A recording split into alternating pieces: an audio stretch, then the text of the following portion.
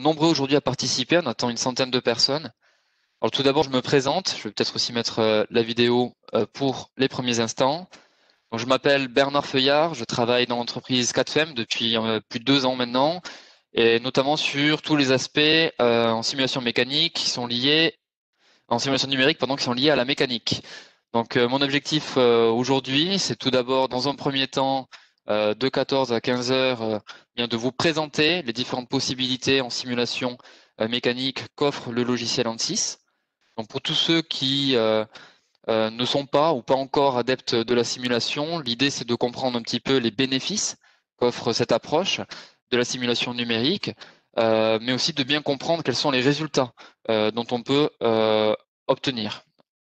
Ensuite, pour ceux qui sont déjà utilisateurs, je vais essayer de donner une vue d'ensemble de toutes les possibilités. Donc j'espère que je vais pouvoir aussi couvrir des problématiques auxquelles vous n'auriez pas encore identifié de solution. Ensuite, dans un deuxième temps, donc de 15 heures à 16 heures, on aura une présentation qui est plus spécifique, qui concernera ANSYS Motion. C'est un petit peu un nouveau venu dans l'éventail ANSYS. C'est un outil pour la simulation multicore qui présente de nombreux avantages, notamment en termes de performance et de résultats et d'applications dont on peut, qui en découlent.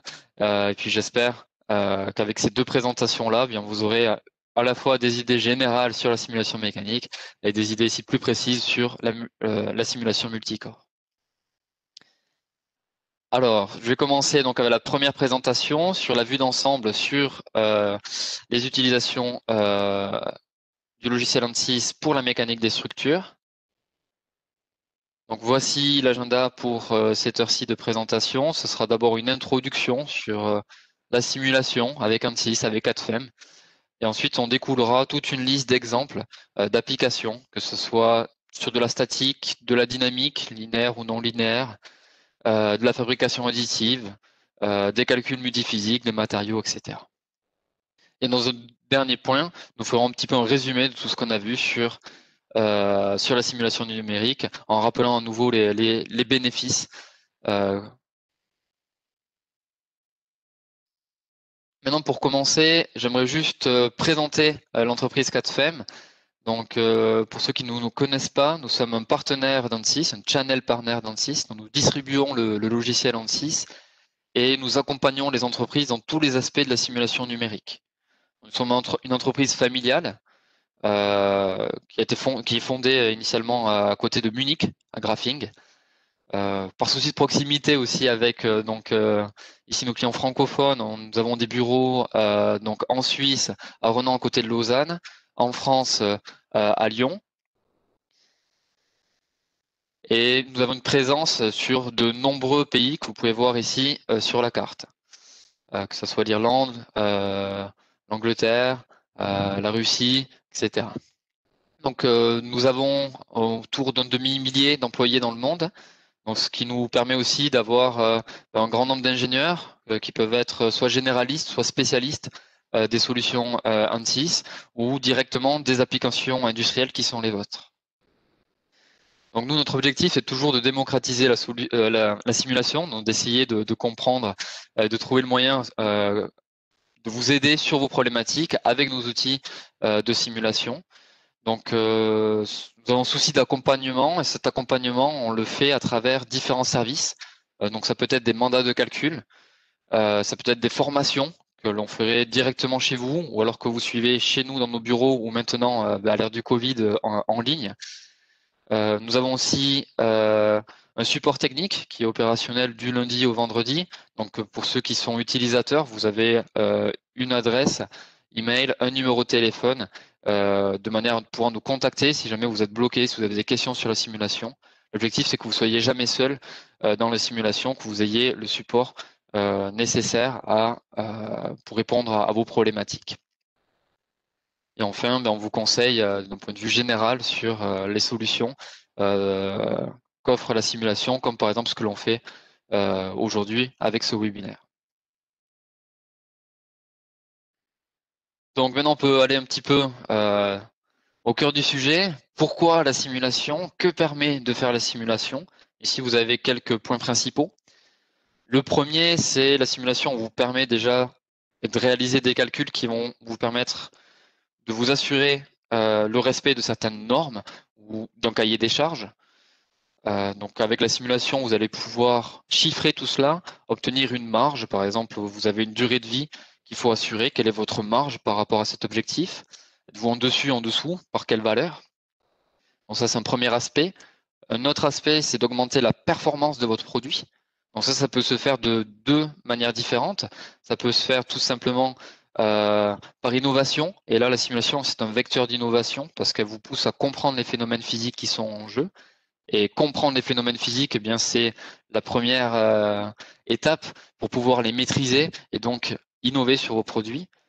La deuxième méthode pour augmenter la performance de vos produits, c'est aussi toute la partie optimisation. Donc, si je ne fais pas de saut technologique, que je garde une technologie donnée, on peut l'optimiser. Et pour cela, on va regarder un petit peu l'importance de chacun des paramètres. Et là, c'est un des atouts de la simulation. C'est très facile de faire varier les paramètres, de les découpler et ainsi d'obtenir, on va dire, un champ de solutions qui vous permet d'avoir une performance plus élevée sur votre produit. Un troisième point, c'est la partie qualité. Donc l'objectif est toujours d'avoir des produits qui sont robustes. C'est bien d'avoir un prototype qui a fonctionné. Maintenant, quand on va se mettre à fabriquer un grand nombre de produits, il se peut qu'il y ait peut-être un certain pourcentage, 1, 2, 10, 20% des produits fabriqués qui ne vont pas fonctionner comme planifié. Pourquoi? Parce que tout simplement, il va y avoir des tolérances géométriques qui peuvent impacter la performance du produit. Ça peut être aussi un changement de fournisseur avec des propriétés matières qui vont être un petit peu différentes. Et l'objectif avec la simulation, c'est d'anticiper tous ces problèmes-là et dans une démarche, par exemple Six Sigma, d'évaluer l'impact des tolérances géométriques, l'impact des propriétés matériaux sur la fonctionnalité de votre produit. Donc comme ça, vous en retirez un produit qui est beaucoup plus robuste, donc c'est-à-dire robuste face à ces variations de fabrication. Le dernier point, c'est de réduire le temps et le coût du développement. Donc c'est vrai que si vous faites des tests en usine, c'est très bien, il faut le faire à la fin pour être sûr que le produit est fonctionnel. Maintenant, si vous fabriquez un test, faut fabriquer pendant un prototype sans l'avoir simulé avant, il y a quand même pas mal de chances que ça se passe pas comme prévu. Il va falloir faire des modifications, le produire à nouveau. Et tout ça, c'est des temps de fabrication, c'est un coût de fabrication avec la matière. L'objectif avec la simulation, c'est que vous construisez un modèle numérique. Et une fois que ce modèle numérique est en place, dès qu'il faut faire une variation, c'est très simple à faire. C'est une petite variation, par exemple, sur la partie CAD. Et ensuite, tout va se mettre à jour automatiquement et vous aurez votre calcul, votre résultat à travers un calcul qui va se faire dans les heures qui suivent. Vous pouvez calculer de jour ou de nuit. Il n'y a pas d'astreinte, contrairement à ce qui peut se faire en fabrication. Donc, il n'y a pas de limite là-dessus. Et donc, vous aurez des coûts de simulation qui seront réduits, mais surtout un temps de développement qui sera là-dessus plus réduit par rapport au temps de fabrication, au temps de test physique. Et donc, votre produit sera sur le marché beaucoup plus tôt. Donc, voici les 4 aspects principaux de la simulation, sont là les valeurs ajoutées de la simulation numérique. Vous pouvez donc chiffrer aussi pour d'éventuels investissements là-dedans. Donc en termes de simulation, on va parler aujourd'hui uniquement de tout ce qui est lié à la structure, donc à la mécanique. Ce qu'il faut savoir, c'est que le logiciel ANSYS permet de traiter un très grand nombre de physiques. Je pense notamment à la fluidique ou à l'électromagnétisme, qui vont être, on va dire, les pôles principaux. Il y a aussi voilà, l'optique, les semi-conducteurs, etc. Et vous avez ces physiques-là qui sont toutes intégrées dans un logiciel unique. Donc, ce que j'aimerais vous présenter aussi, c'est aussi pour rassurer sur le futur. Donc le choix du logiciel ANSYS, c'est aussi un choix qui doit se faire dans la durabilité. Ici, c'est le cas. La courbe que vous avez devant vous, alors c'est pas une courbe Covid, ici c'est une courbe de financement. Donc vous avez eh bien l'investissement d'ANSYS dans la simulation qui augmente de manière quasi exponentielle. Donc l'objectif d'ANSYS, c'est vraiment de consolider déjà ce qui a été acquis jusqu'à présent, d'avoir des solvers qui sont constamment plus performants, d'avoir une utilisation de la part donc des utilisateurs qui soit facilitée, et au-delà de ça, eh bien de grandir en termes de complexité. dans ce que j'évoquais tout à l'heure, différentes physiques, eh bien là aussi il y a des acquisitions année après année qui se font sur chacune des physiques, de manière d'avoir un portefeuille qui soit toujours plus conséquent et qui répond aussi aux besoins clients qui sont toujours plus complexes.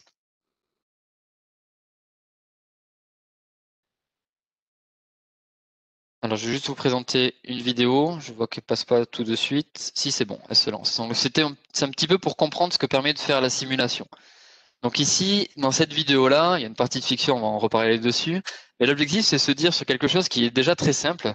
Ici, ce porte-manteau. Hein. Donc, de comprendre un petit peu à quel point il est fonctionnel. Donc on peut, si on fait des mesures par exemple dans la vraie vie, regarder quelle est la flèche au bout, comment est-ce qu'il va vibrer si je mets un poids. Mais l'objectif de la simulation, c'est vraiment de voir à travers la matière. Donc on va voir où sont les concentrations de contraintes, où sont les points critiques. On peut tester différents designs. Vous voyez ici, il y a une modification qui a été faite de la poutre, de manière à voir si ça serait pas mieux en termes de flèches, en termes de contraintes. Et puis ces résultats-là, on les a très rapidement. Donc ici, ça sera en direct. Donc dans la vraie vie, malheureusement, c'est pas possible direct de venir avec son téléphone et depuis la caméra d'obtenir un champ de contrainte. Peut-être que ça sera possible un jour. Par contre, la réalité, elle est très proche de cela. L'input, c'est pas une caméra. L'input, c'est un fichier CAD. Et on est déjà capable très rapidement de mettre les conditions en limite et de faire du calcul en direct. On sait aussi le faire. Donc, ceux qui ont suivi les webinaires Discovery, vous l'avez déjà vu. Donc c'est vraiment ça qu'apporte la simulation. Plonger dans la matière, mesurer ce qui nous intéresse, les déformations, les champs de contraintes par exemple en tout point, en dériver des facteurs de sécurité, modifier un petit peu les dimensions géométriques de manière à avoir une idée de la robustesse de notre produit, comparer une solution par rapport à une autre, et une fois qu'on a retenu la situation ou la géométrie idéale, essayer de l'optimiser jusqu'au bout. Donc voilà un petit peu pour comprendre ce que vous permet de faire la simulation d'un point de vue ici très général.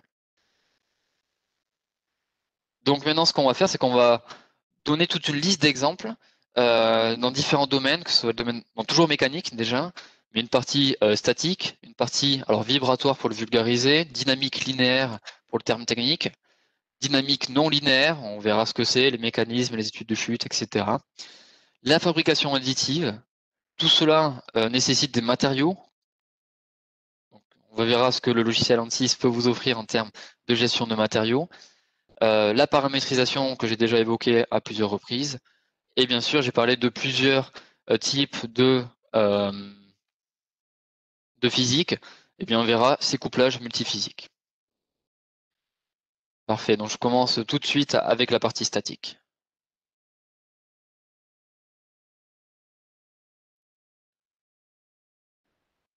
Donc, partie statique, je vais montrer des exemples au fur et à mesure.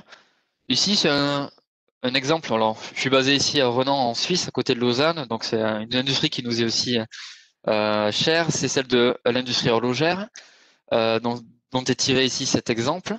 Donc, nous avons ici une boîte de montres. Donc, on voit la partie assemblage. Donc, on va venir, terme technique, c'est chasser la glace sur la carrure. Donc, c'est tout simplement mettre en place ici ce qui s'appelle la glace, donc le verre hein, de la montre. On va compresser un joint d'étanchéité pendant le phénomène d'assemblage. On va faire pareil en bas avec le fond sur la carrure qui va compresser un autre joint. Et ici, c'est un exemple d'étude d'étanchéité. On parlera d'étanchéité dans la slide suivante.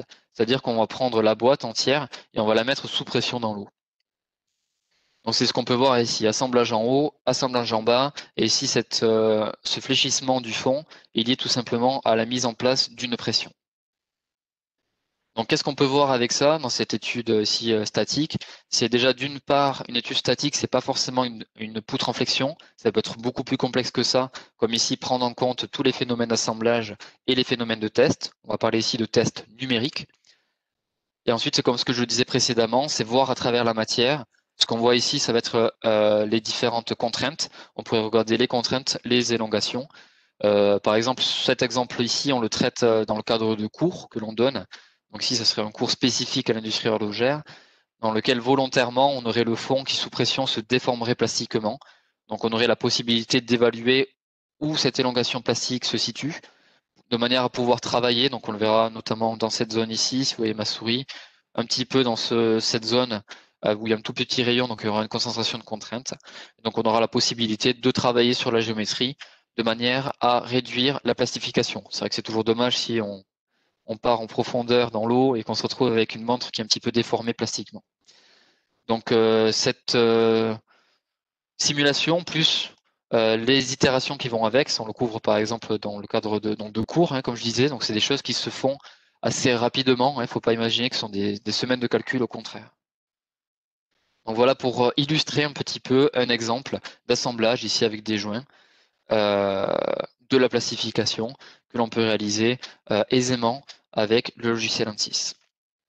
Un autre exemple, c'est celui de l'étanchéité. Donc ce que vous voyez ici, c'est une étude, ce qu'on appelle par pénétration de pression. Donc on reste dans une étude purement mécanique, mais il n'empêche qu'on peut gérer ces étanchéités-là. On va faire pénétrer la pression qui va venir ici sur le joint.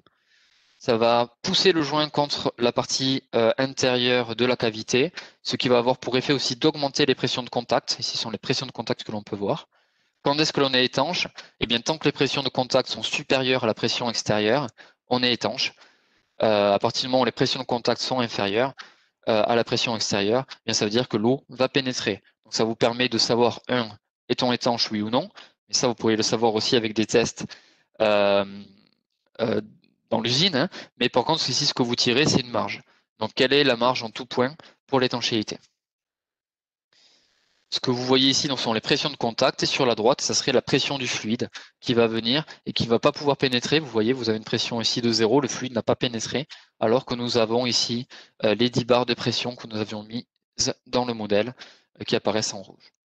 Donc ce que vous voyez ici avec un joint de forme de type O-ring, bien entendu, c'est possible avec tout type de joint. Ici, c'est un joint qui est hyper élastique en termes de propriétés matériaux, on en reparlera après. Si c'est un joint qui va plastifier, il y a aussi toute une série de propriétés matériaux élastiques plastiques qui sont prêtes à emploi avec le logiciel ANSYS. Donc, ce que vous pouvez en tirer aussi sur ce joint-là sont des informations du type quelles sont les élongations à l'intérieur du joint, est-ce qu'il y a un risque de déchirure, et encore une fois, quels sont les facteurs de sécurité là-dessus.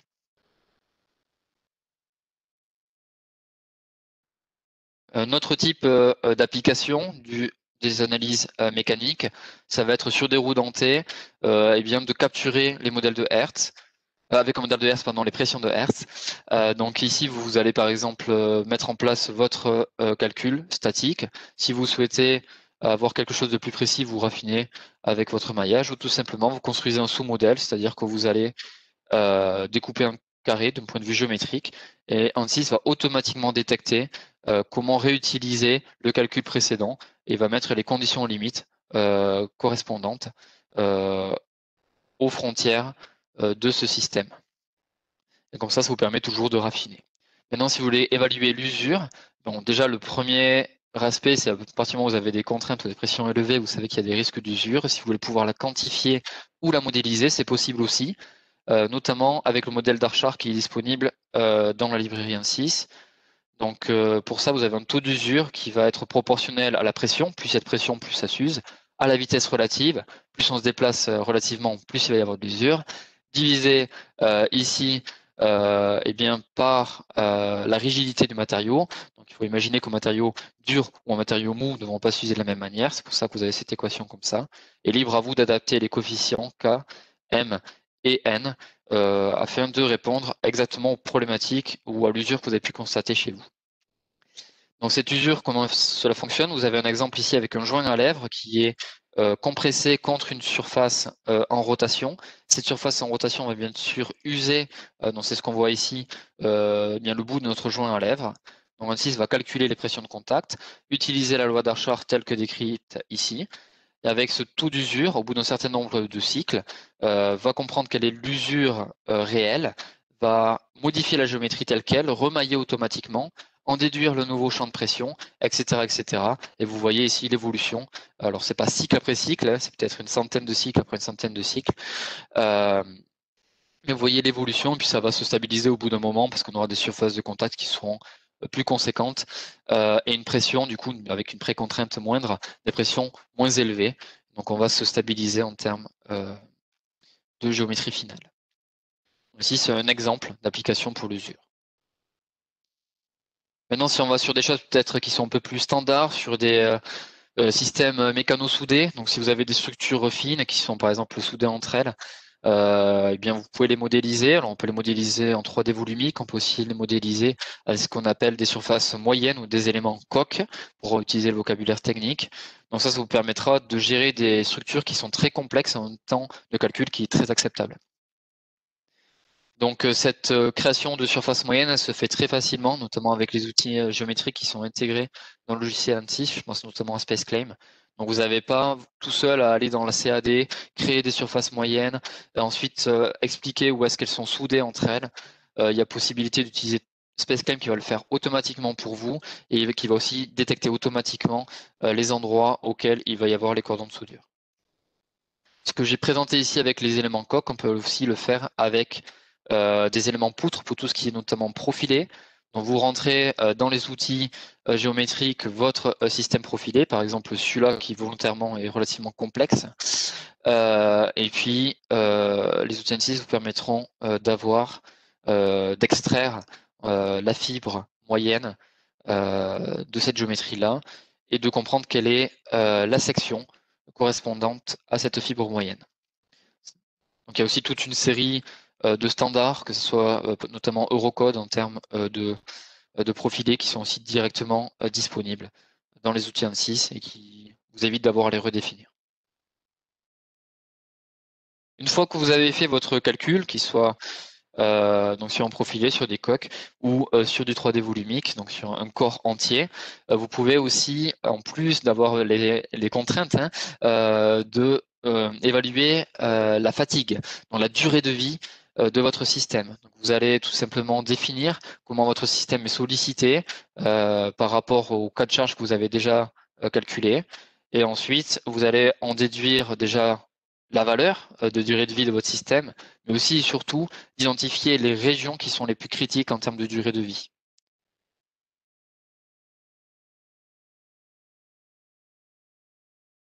En termes de fatigue, on peut aussi aller plus loin, notamment avec la propagation de fissures.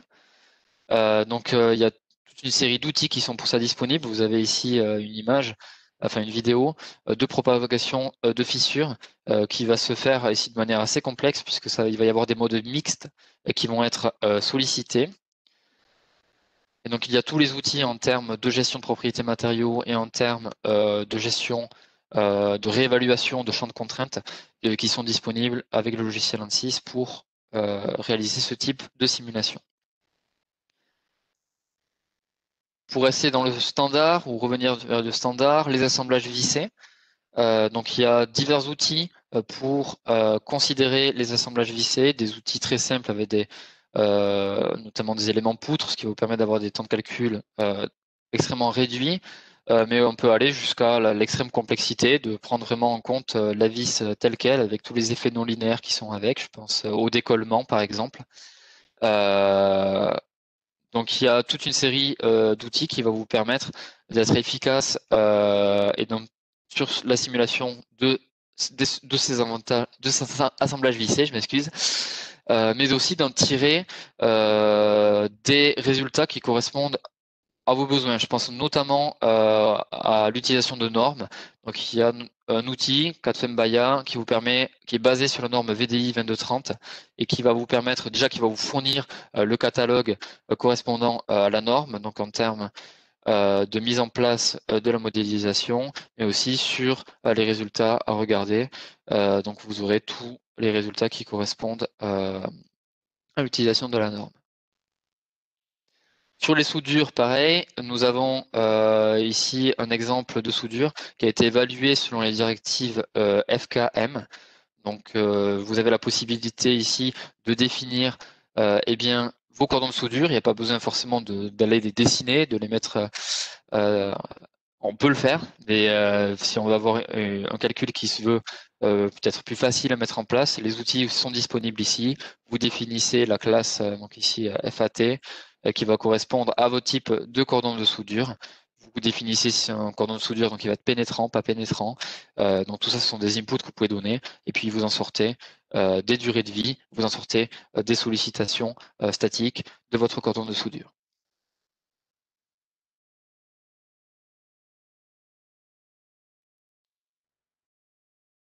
En termes de calcul mécanique statique, il y a aussi d'autres aspects que l'on peut couvrir. Je pense ici notamment à l'aspect de flambage, flambage ou flambement selon le vocabulaire qu'on utilise. Donc on va pouvoir simuler les différents modes de flambage et surtout, donc ça c'est de manière très aisée, hein. Vous avez vraiment votre calcul qui est réalisé et de statique et en plus de cela, vous allez lancer le calcul en termes de flambage et vous allez en sortir un coefficient qui va être votre marge par rapport à la force que vous avez mise. Est-ce que je peux mettre une force beaucoup plus élevée sans avoir souci de flambage? Puis ce coefficient-là, vous découlez très naturellement, très rapidement, selon les différents modes de flambage, et puis vous êtes capable d'avoir une marge sur ces aspects-là. Le fluage aussi, donc le fluage ici c'est un exemple qui est assez intéressant, c'était un test qui a été fait donc de mesure, donc c'était une éprouvette en flexion qui restait en flexion pendant 180 jours.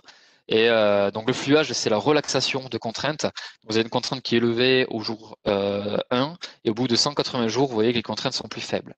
Donc à partir de cette éprouvette, a été tirée une courbe de fluage correspondant à ce matériau-là, qui a été ensuite réutilisée ici dans ce doigt de quantième pour l'horlogerie, dans lequel, du coup, pas en 180 jours, mais en quelques secondes de calcul, on a pu voir la relaxation de contraintes. Donc ici, c'était un déplacement angulaire sur ce doigt de quantième, ce qui se passerait au bout de 6 mois. Et puis nous, on le voit en quelques secondes. Voilà pour la partie statique. Donc, je vois ici certaines questions, je les traiterai plutôt en fin, parce qu'elles peuvent faire aussi référence à d'autres chapitres que l'on va voir maintenant.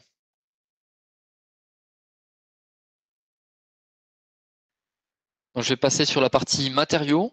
Donc, en termes de matériaux, tout d'abord, j'aimerais bien rassurer sur les algorithmes et les modèles matériaux qui sont disponibles sur Workbench. Il y en a une quantité conséquente. Donc, vous voyez ici notamment plusieurs print screens sur les différents modèles matériaux qui sont disponibles. Donc, il y a possibilité de traiter la plasticité, que ce soit de manière bilinéaire ou multilinéaire, l'hyperélasticité, la viscoélasticité, le fluage, on en a déjà parlé. En rupture, on en a parlé aussi. Donc tous ces modèles-là sont disponibles. L'exemple que l'on voit ici, c'est un bracelet de montre, donc en caoutchouc, qui a été simulé avec un modèle hyperélastique. C'est un modèle qui prend ici uniquement 2 inputs, hein. On peut aussi trouver ces inputs-là, si on ne les connaît pas, sur des bases de données. Donc, même sur Internet, des gens trouvent beaucoup. On peut aussi vous conseiller là-dessus. Puis je vais parler de bases de données après. Il y a aussi des bases de données ANSYS avec des données prêtes à emploi. Et ce calcul-là, alors je ne sais pas s'il vous paraît complexe ou pas complexe. En tout cas, il y a certaines non-linéarités à prendre en compte, que ce soit en termes de matériaux ou d'un point de vue géométrique, tout simplement. Et puis, c'est un système qui, ici, va prendre une dizaine de minutes à calculer sur un petit ordinateur. C'est des choses qu'on peut faire aussi en cours, qu'on propose notamment en formation. Donc, juste pour dire que voilà, la simulation, il ne faut pas toujours imaginer que c'est des choses qui sont extrêmement complexes. Ça peut être aussi des choses extrêmement simples, même si on s'attend à une certaine complexité de prime abord. Donc maintenant, je fais le lien avec la base de données. En termes de base de données, alors il y a 2 aspects de la base de données. Le premier aspect dans base de données, c'est le terme données. Donc les données matériaux, il y en a qui sont prêtes à emploi sous Workbench. Il y a aussi une base de données, sans encore donner du terme, qui est beaucoup plus complète avec un 6 grand A. Donc dans lequel vous allez avoir de nombreux matériaux avec de nombreux modèles matériaux aussi qui vont être disponibles. Alors ça peut être certains matériaux uniquement la partie élasticité, densité, module de Young. Ça peut être aussi directement les courbes de plasticité qui vont être disponibles ou les courbes SN pour la fatigue qui seront disponibles dans cette librairie.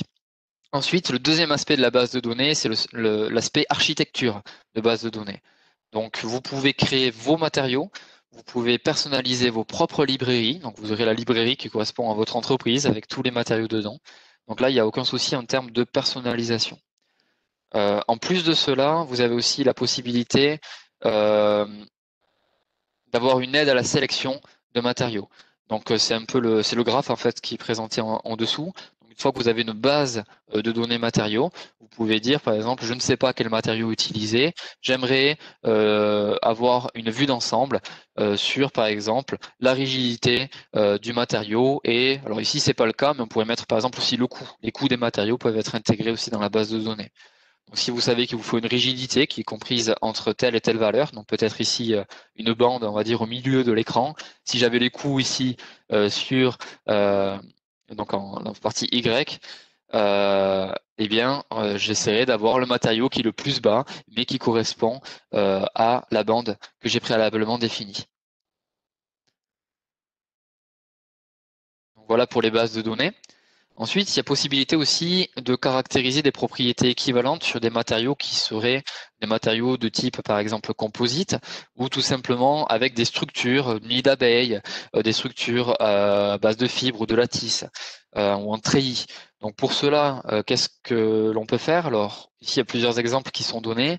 L'idée, c'est qu'on va... le logiciel ANSYS va vous permettre de reconstruire on va dire, un élément représentatif de votre matériau.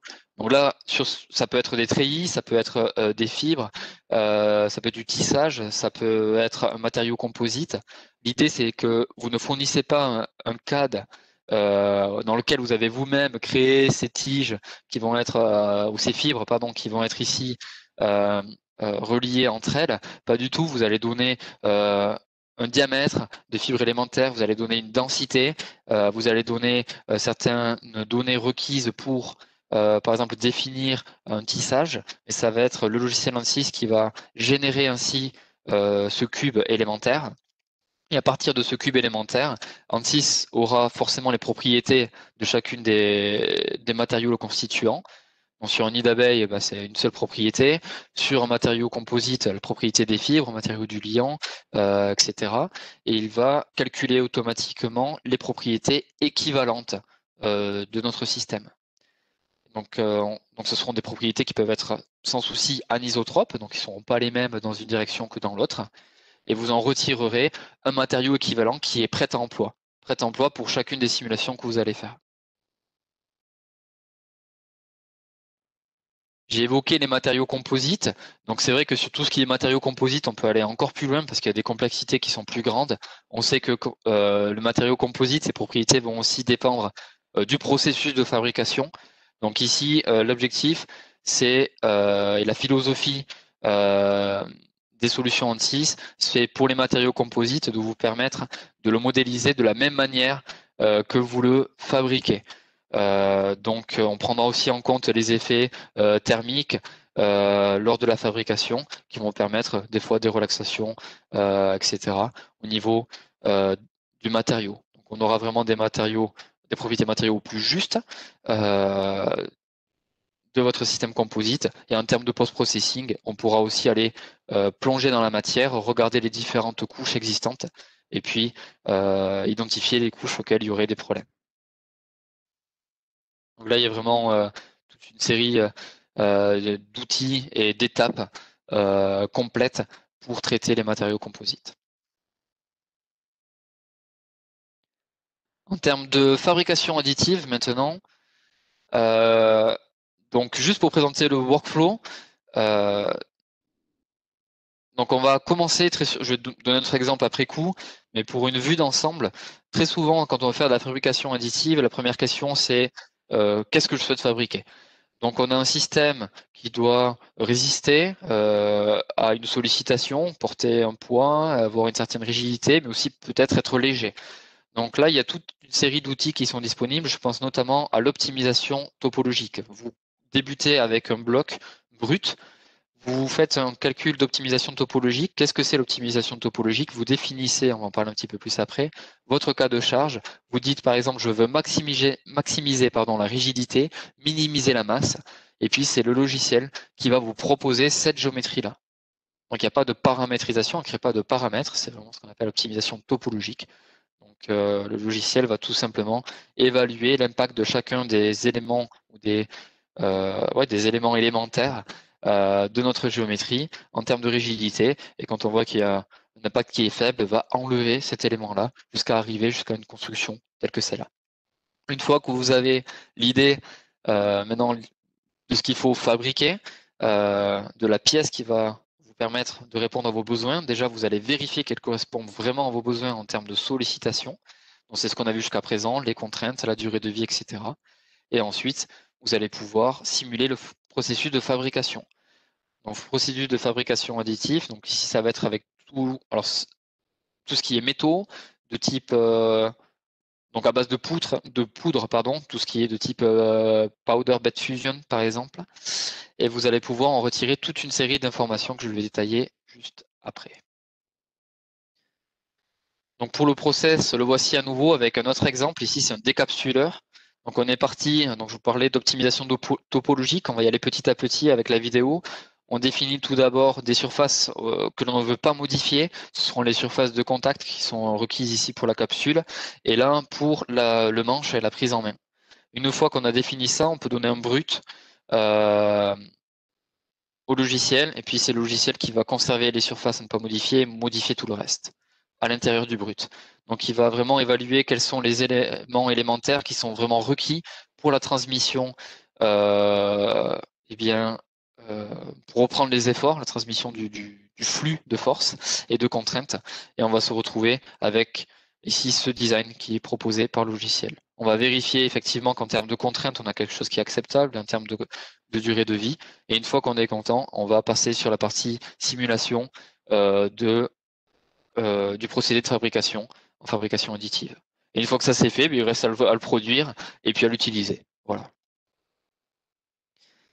Donc sur l'optimisation topologique, je pense que j'ai assez expliqué. Donc le brut, on définit les surfaces que l'on veut conserver, on obtient directement une géométrie par optimisation topologique qui est prête à emploi. On peut faire de l'optimisation topologique en imposant une structure. Par exemple, on veut dire je veux optimiser mais garder une structure qui est de type lattice.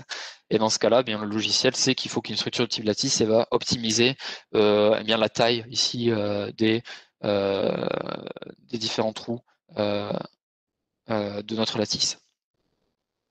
En fabrication additive, en simulation du processus de fabrication, qu'est-ce qu'on en ressort? On en ressort la considération des effets thermiques. Si vous fabriquez directement quelque chose qui se veut cylindrique, eh bien vous allez peut-être avoir la mauvaise surprise de voir qu'il y aura des déformations résiduelles. Donc l'idée, c'est ce qu'on voit ici avec cette forme-là, qui n'est pas désirée.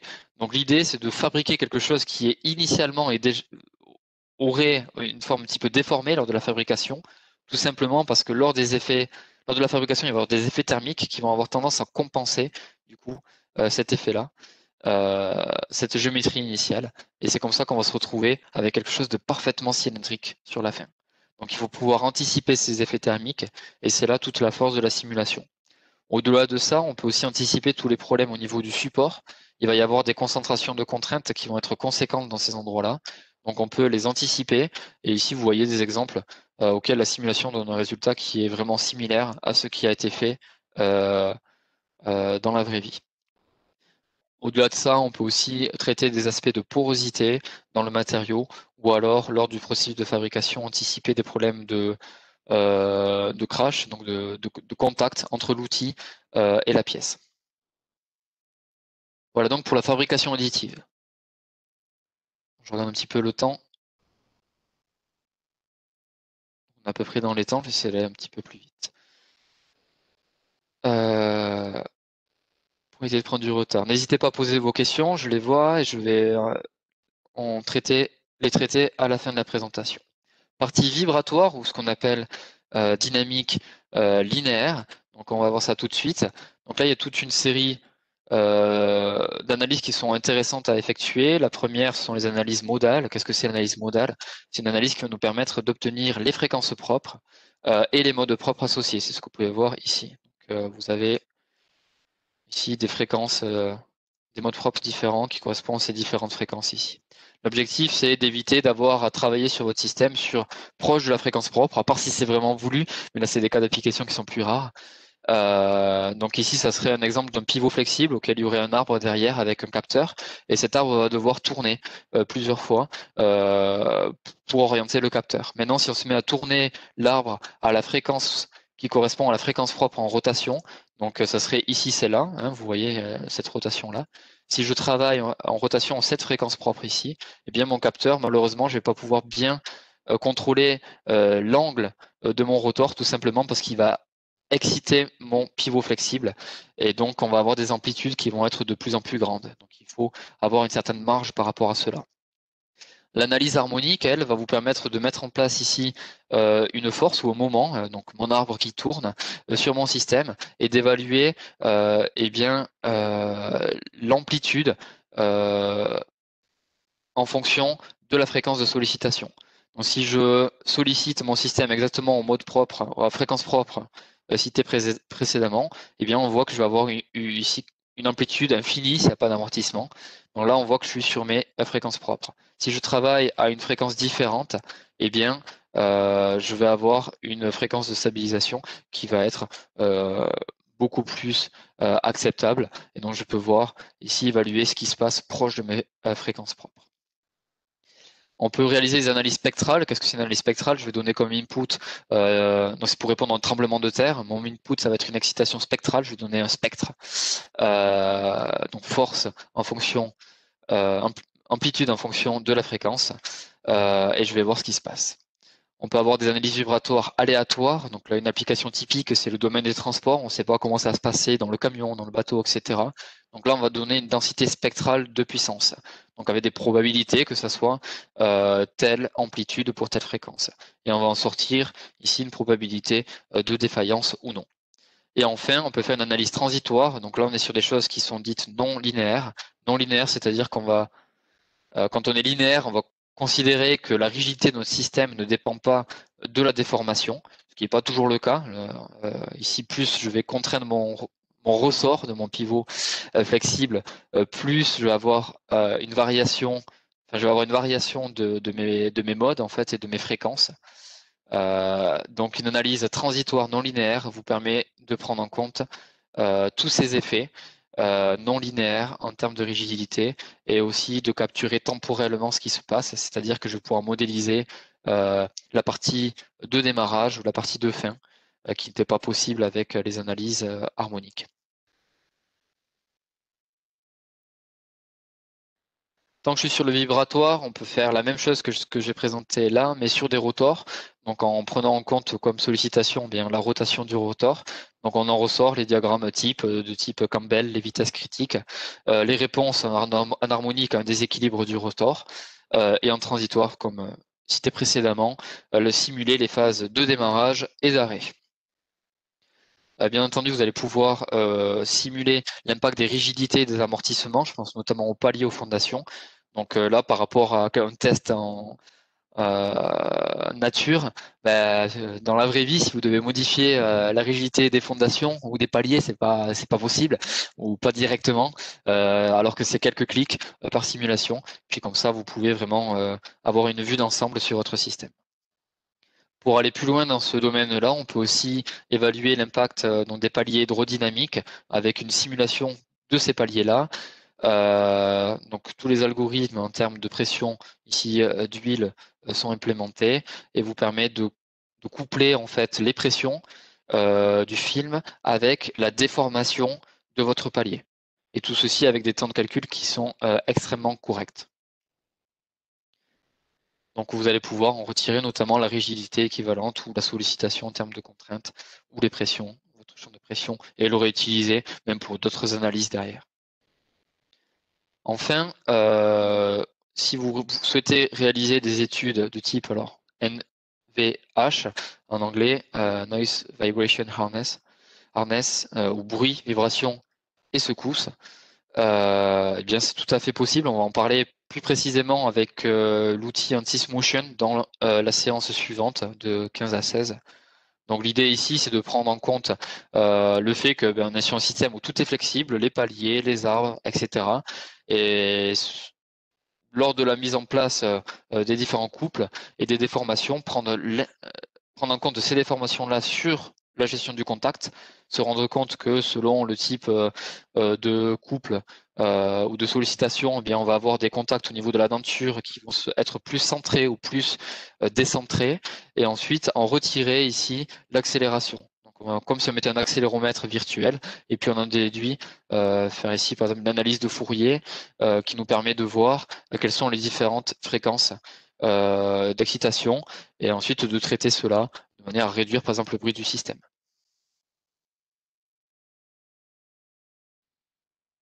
Alors, je vois qu'il me manque une slide en termes d'acoustique. Je ne vais pas le mettre là, puisqu'elle n'apparaît pas directement. Je souhaitais juste dire qu'il est aussi possible de traiter les aspects acoustiques. Donc, c'est-à-dire une fois que vous avez la vibration de votre système, on a tous les outils qu'il faut pour pouvoir transmettre ces vibrations structurelles à l'air, donc avec une delta pression, et mettre une sorte de microphone virtuel. Alors, je vais juste regarder si la slide est présente ou pas. Si une fois qu'on a cette vibration donc par l'air sur ici non présente, peut-être que je la rajouterai après si on a le temps. Une fois qu'on a cette vibration-là, eh bien, on sait exactement comment notre signal acoustique se forme, et on peut même faire un traitement de ce signal acoustique avec des outils qu'on appelle psychoacoustiques pour essayer de déterminer si c'est un bruit qui est acceptable.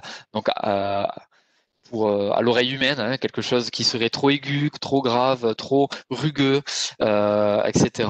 Donc ça sont des aspects, des critères qui sont aussi présents dans les outils ANSYS. Je vais passer maintenant à la partie étude dynamique, donc non linéaire. Donc commencer avec la partie chute, choc, crash test. Donc avec des exemples qui sont simples et faciles à mettre en place, comme ici la chute d'un cycliste, et regarder ce qui se passe au niveau du casque. Donc l'idée ici, c'est encore une fois de plonger à travers la matière pour pouvoir comprendre où sont les zones de contrainte les plus élevées, mais au-delà de ça, de aussi voyager, j'ai envie de dire, dans le temps. C'est vrai que quand on fait des crash tests, par exemple, on va voir le résultat final, mais très souvent, on ne sait pas qu'est-ce qui est une conséquence d'une rupture antérieure ou qu'est-ce qui est vraiment le premier point de rupture. Ici, avec la simulation, vous pouvez vraiment comprendre quel est le premier endroit à défaillir et ainsi travailler dessus pour avoir un système qui est plus robuste. Donc là, c'est quelque chose qui est simple à mettre en place avec le cycliste. On peut aller sur des systèmes un peu plus compliqués, comme par exemple ici une visseuse avec tous les éléments qu'il y aurait à l'intérieur. C'est une zone de calcul qui sont encore acceptables. Hein, alors une dizaine de cœurs, on va être sur une nuit de calcul sur ces systèmes-là. Donc c'est des choses qui sont vraiment à échelle humaine. Faut pas imaginer que c'est forcément des choses ultra complexes. Sur une voiture, c'est un peu plus compliqué, mais ça se fait aussi. On peut aussi faire des études ici d'impact hein, ou impact balistique avec ici l'arrivée du missile et donc prendre en compte tous ces effets de rupture donc avec la conversion entre un solide plein en fragments donc ici qu'on va traiter par des algorithmes de particules. Bien sûr, avec tout cela, vous en sortez des courbes d'accélération que l'on peut aussi comparer à des accéléromètres dans la vraie vie. Et là aussi, j'ai pas un exemple, mais on a des très bonnes corrélations, entre l'accéléromètre physique et nous notre accéléromètre numérique, ce qui montre qu'on a des outils qui sont vraiment réalistes. On peut aller sur des très grandes déformations, je pense à tout ce qui est de type formage. Donc on reste pas sur du linéaire élastique, bien sûr, avec des choses qui peuvent être sans souci, avec des hauts degrés de plasticité. On peut modéliser des mécanismes. Donc ici on voit en chronomètre donc d'une montre. Hein. Ici on pourrait voir un système donc de test sur les amortisseurs de voiture ou enfin des choses plus simples uniquement avec des corps ici rigides sur un robot auquel on pourrait très bien voir par exemple le lien entre les vitesses, les couples, la vitesse en bout au niveau de l'outil, etc. On va en parler plus précisément avec le webinaire de 15 à 16 sur ANSYS Motion, mais aussi toute une série d'outils pour traiter efficacement tout ce qui va être courroie, donc la transmission de puissance par courroie, transmission de puissance par denture, le bruit qui en résulte, les accélérations qui en résultent, est-ce que le couplage se fait bien, doucement, avec des rebonds, etc. Donc tout ça, on peut le traiter. Ensuite, tout ce qui est gonflable, il n'y a aucun souci pour traiter ces aspects-là d'un point de vue dynamique. On va avoir ici un ballon que l'on va gonfler dans une artère, par exemple. On va voir en bas le déploiement d'un airbag avec le mannequin lors d'un crash test qui va rentrer dedans. Donc, on a des éléments airbag qui peuvent nous permettre d'en tirer tout ce qui est pression en interne, volume en interne, etc. et de faire la corrélation avec les contraintes au niveau de la membrane. Et aussi au niveau d'un airbag, ce qui est souvent compliqué, c'est de commencer avec une géométrie initiale. Puis là, il n'y a aucun souci puisqu'il y a tous les outils requis, que ce soit en pré-processing ou en partie simulation, où on va mettre en place, en fait, modéliser le pliage de l'airbag, donc le comprimer, le plier, le comprimer, de manière à ce qu'on puisse le mettre ici dans le volant et ensuite le déplier.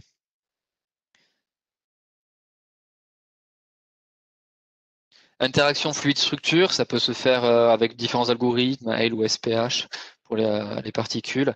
Donc on voit ici avec une voiture, hein, donc il va se mettre à patiner ici. Donc on a toujours un couple constant. Et puis on voit qu'à cause de l'aspect ici particules, donc du fluide, hein, de l'eau, on patine et puis ensuite on peut ressortir de cette partie-là.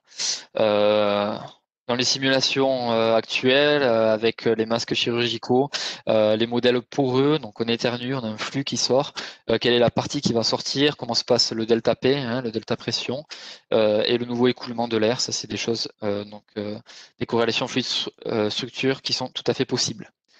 En termes de particules, on peut aller encore plus loin avec la modélisation de tout type de particules, que ce soit des fibres, des coques, des volumes, où on va voir ici la correspondance. Alors déjà, qu'est-ce qu'on en sort? On en sort sur tout ce qui est système avec des rails ou dans le pharmaceutique avec des gélules, etc. Est-ce que notre système marche bien en termes d'accélération de chute? Est-ce qu'on va avoir beaucoup de pertes? Combien est-ce qu'on va être ici capable de mettre de roches sur notre rail par minute, par heure, etc. Quelles vont être les contraintes sur notre système, donc pouvoir comprendre un petit peu la sollicitation en compression, en durée de vie, etc. Quand on a des fibres, on peut aussi représenter de manière très précise la pression requise pour compresser nos fibres. On pourrait penser que c'est de la paille, on vient compresser. Jusqu'où est-ce qu'on peut aller? Quelle est la compression, quelle est la force de compression requise, etc. Et on peut bien sûr scinder nos particules. Donc ici, si on a quelque chose qui va permettre de mixer ou autre, comment est-ce que ça va se répartir, où est-ce que vont aller les grandes particules, les petites particules, etc. Donc on a vraiment une compréhension aiguë, précise de ce qui se passe dans nos systèmes. La partie multiphysique, maintenant. Donc, je pense tout d'abord à la partie thermique. Donc, il n'y a aucun souci pour mettre en place eh bien, les aspects thermiques, que ce soit des températures imposées, de la convection, de la radiation. Bien sûr, la conduction est gérée, hein, donc ça sert en interne. Hein. Et puis, comme ça, il en découle un champ de température de votre système. Ici, ça serait un capuchon d'un système dans lequel il y aurait une température élevée au centre, à l'extérieur de la convection naturelle. Et puis selon le type de matériau, on peut regarder comment se répartient les flux de température, les flux de chaleur, et comprendre le résultat statique final, statique ou transitoire. Hein. On peut très bien faire ce calcul-là en transitoire. Ensuite, on va pouvoir faire un couplage de l'aspect thermique en aspect mécanique. Et, donc, ça peut être un couplage fort ou faible, donc tout simplement de la champ de température à la déformation, ou directement un couplage direct si la déformation impacte la température. Donc, l'idée, c'est de comprendre où sont les zones de concentration de contraintes qui sont liées à notre champ de température. Le couplage, il peut aller encore plus loin. Ici, c'est un exemple avec un couplage où on part avec une étude électromagnétique sur un moteur. On va en ressortir des forces qu'on va mettre dans notre étude de mécanisme, donc étude multicorps. Une fois qu'on a fait notre étude multicorps, on peut regarder tout ce qui est vibratoire, donc l'accélération en tout point de la structure que l'on va convertir en un aspect acoustique. Donc l'aspect acoustique, donc avec les éléments fluidiques, hein, jusqu'à un micro virtuel, et ensuite de traiter ça avec une sorte, alors ici ce VR Experience Sound, c'est une sorte de Photoshop du son qui va nous permettre de traiter le signal, d'enlever tous les petits bruits résiduels et surtout de rajouter des aspects psychoacoustiques pour savoir si son son acceptable ou pas acceptable pour l'utilisateur. C'est un exemple aussi complet de couplage. En termes de couplage, on peut aller sur des composants électroniques aussi, où on va tout d'abord essayer de comprendre le lien entre la partie puissance électrique et ensuite, donc puissance électrique, on va en ressortir une étude de la puissance dissipée, l'évaluation du signal, quelle est aussi l'intégrité du signal. On peut récupérer comme ça la perte en chaleur, le mettre dans un système thermique, comprendre comment bien la carte thermique de notre système, quel est l'impact sur l'aspect mécanique, donc notamment au niveau des points de soudure. Donc les aspects thermiques peuvent amener à des ruptures des soudures de nos circuits imprimés. Et puis on peut intégrer tout cela dans une optique de prédiction de durée de vie. Donc là, il y a des couplages qui sont complets sur ces aspects-là. Enfin, deux autres exemples un peu plus spécifiques. Si vous avez des structures submergées, eh bien vous allez être capable d'évaluer l'impact des vagues sur la structure. Donc vous allez donner des inputs au niveau de la vague, la direction d'impact, etc. Et à partir de modèles, ici par exemple tout ce qui est mooring information, mooring stiffness, vous allez pouvoir en découler une sollicitation. Les effets piézoélectriques, donc mettre en couplage entre la partie piézo, électrostatique, et la partie structurelle qui va vous permettre d'avoir tous les aspects mécaniques et électriques et un input et un output. Je vois que je suis 5 minutes en retard, je m'excuse. On est presque terminé, je m'excuse pour ceux qui doivent nous quitter tout de suite. En tout cas, on a vu l'essentiel des aspects et bien sûr, le PDF vous sera envoyé. En termes d'optimisation, donc ça j'en ai déjà parlé, on peut déjà tout paramétrer, étant donné qu'on a une interface unique pour toutes ces physiques, tous ces calculs-là. Donc on va pouvoir faire des études de sensibilité, avoir ici un calcul sur un design donné, plein de calculs sur d'autres designs, et ensuite essayer de comprendre quels sont l'impact de chacun des paramètres. Une fois qu'on a compris quels paramètres jouent un rôle avec tous ces graphes-là, on est capable bien de s'intéresser uniquement aux paramètres les plus importants, ceux qui ont le plus grand impact, qu'on va essayer d'optimiser. Ici, vous voyez une optimisation qui a été faite d'un ressort horloger vers un autre ressort horloger. On peut aussi cibler des courbes cibles, on définit nos contraintes, nos objectifs, par exemple minimiser la contrainte mécanique, optimiser le couple, etc. Et on obtient automatiquement, c'est l'ordinateur qui fait ce travail-là, une géométrie finale selon les paramètres que l'on définit. Les études de robustesse, j'avais parlé d'études de Six Sigma, c'est des choses que l'on peut faire ici. Donc d'évaluer l'impact des variations, par exemple géométriques, sur notre signal en output, et de dire que d'un point de vue Six Sigma, on accepte qu'il faut que notre contrainte soit toujours entre telle valeur et telle valeur, ou notre couple soit entre telle valeur et telle valeur. Et puis on regarde la probabilité que ce soit le cas, et puis ça remplit notre cahier des charges Six Sigma ou non. Voilà pour les différents aspects. Donc en termes de gains, j'espère que de la simulation, pour que pour vous c'était plus clair, les gains en termes bien d'innovation, en quoi c'est un vecteur d'innovation, de bien comprendre ce qui se passe, de performance avec tout ce qui est études d'optimisation, comment est-ce qu'on peut réduire les temps de développement, les coûts de développement en faisant voilà, des variantes numériques, et en termes de qualité, travailler sur leur robustesse. Au-delà de ça, on a quand même d'autres avantages aussi. Avantages écologiques, surtout si vous avez des industries qui sont polluantes. Ici, on est sur des modèles qui sont numériques, donc entre guillemets, on transforme l'électricité en modèle numérique. Donc, si vous avez une électricité verte, eh bien, vous avez quelque chose d'écologique. D'un point de vue RH, ben, c'est toujours quelque chose qui est intéressant, en tout cas pour tous les collaborateurs. Moi, ça me plaît beaucoup, en tout cas. Donc, il y a peut-être une certaine attractivité aussi pour vous, pour vos employés. D'un point de vue sanitaire, eh bien voilà. Compatible télétravail, distanciation sociale ou minimisation du risque d'accident, qui apprend tout son sens de nos jours. Et en termes d'image, eh bien c'est à vous de voir si vous voulez réutiliser les images de la simulation en des fins marketing ou pas. Voilà. Donc, si je devais donner un seul résumé, c'est nous sommes là pour vous aiguiller sur les solutions idéales pour vous. Donc vous avez vos propres problématiques. Nous, on a une vue d'ensemble sur tout ce qui est possible. Puis du coup, il ne faut pas hésiter à nous contacter. Et on va vous conseiller d'un point de vue technique sur ce qui est le plus simple, le plus efficace à mettre en place.